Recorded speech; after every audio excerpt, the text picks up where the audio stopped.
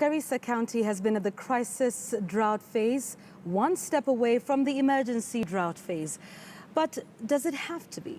Perennial dry spells have been part of Garissa, but not to the current extent. Are there any sustainable solutions? We take you back to Ijara-Garissa County, a dominantly pastoral community whose lifestyle is at a crossroads. The rains have failed for close to a year. The heat builds up. Inakuanga hapa sisi tunasemanga kwa Somali der na gu. Kama der na gu yote haijapatikana hapa. Mimi mwenyewe naongea mbuzi yangu ilikuwa 250. Sasa hii imebaki 50 peke yake. At least in 2011, some of the water pans would have some few drops of water. This water pan may be one of the last remaining water sources in this area. The demand for water is high between the livestock and the wildlife. If the rains that feed this water pan do not come and this drought continues, then a disaster is just in waiting. It is because of the climate change that is there. And again, in top of that, there is also the settlement patterns of these communities.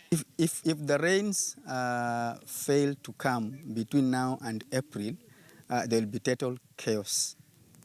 So the problem is our people are suffering in silence. Drought, although it is a natural disaster, the government has a duty and responsibility to make sure that no Kenyan die of hunger and there's enough water for everybody. Since drought was declared a national disaster, the government and other stakeholders have intervened in parts of the country, distributing relief food, purchasing weak stock, upscaling water tracking, doubling food rations.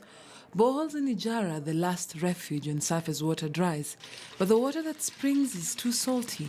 Even livestock won't drink it. It parches human skin. Vile tumeingia ukame, hakuna serikali ambaye sisi umetusaidia. And we expect this drought to be recurring. We've been told by experts that with climate change becoming a reality, this will be the terrible new normal. Government, even as we are upscaling water tracking to take water to the people, we are digging more boreholes. As the surface water dries, we want to harvest groundwater and supply it to people. But is there another way? Development experts posit that sustainable livelihood is Garissa's way out of drought. The water-scarce county has to rely on early warning systems for strategic responses to prolonged droughts and unpredictable floods. The land has agriculture potential. It has been documented in Fafi and Dertu, an expensive venture to begin with.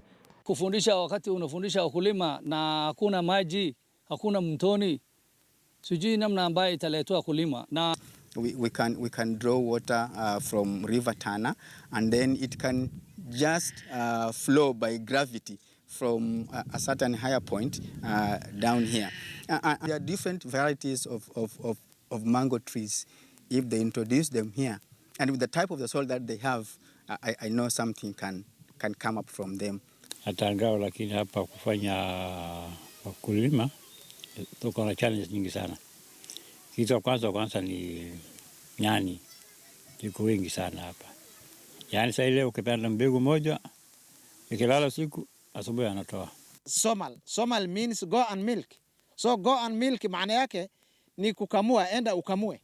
Sasa kurudi sasa nafikiri itachukua muda kubwa sana, lakini labda inaweza kuwa unajua kuna mtu ambaye amezaliwa na teknoloji fulani. Labda saa hii labda ikikwisha mnyama hii yote ikikwisha haitakuwa na namna nyingine. As is, families are still counting losses as a dry spell prevails.